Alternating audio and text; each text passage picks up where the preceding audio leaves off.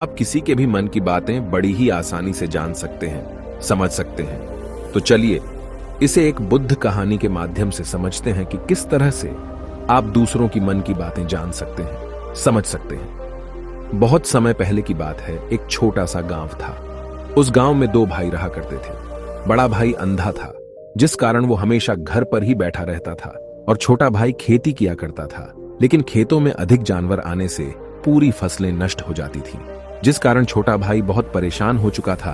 तभी उसे एक तरकीब सूझी। एक दिन उसने सोचा, खेतों में से इन जानवर को भगाने के लिए क्यों ना मैं अपने बड़े भाई की मदद लूं।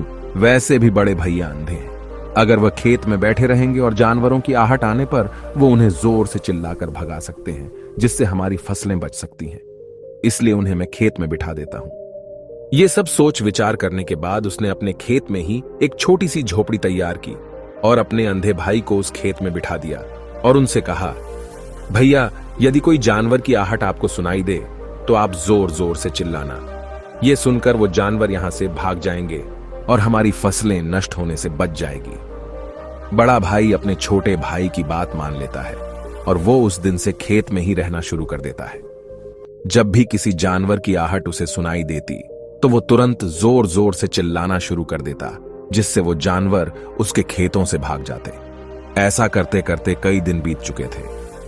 तभी एक दिन उसके खेत में एक हिरण भागता हुआ आता है और वह खेत के बांध को तोड़कर वहां से भाग गया। लेकिन उसी हिरण का पीछा करते हुए एक राजा भी उस खेत में आ पहुंचा।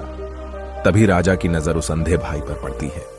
राजा उस व्यक्ति से कहता है, देखो, मैं यहां पर एक जानवर का पीछा करते हुए आया हूं। क्या तुमने उस जानवर को यहां पर देखा है? इस पर वो व्यक्ति कहता है, हे राजन, मैं तो अंधा हूं, मैं भला किसी जानवर को कैसे देख सकता हूं।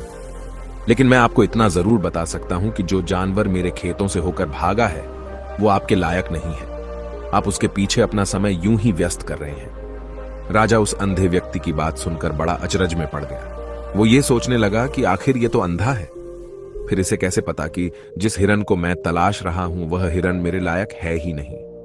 ये अंधा व्यक्ति मुझे कैसे बता सकता है? तभी राजा उस अंधे व्यक्ति से कहता है, कहीं तुम मुझसे झूठ तो नहीं कह रहे?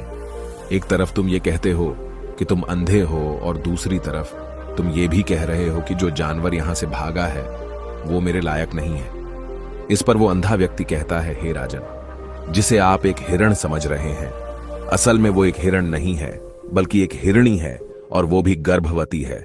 और जहां तक मुझे ज्ञान है, मैंने कभी किसी राजा को किसी गर्भवती हिरणी का शिकार करते हुए नहीं सुना है। और इसी कारण मैं आपसे ये कह रहा हूं कि वो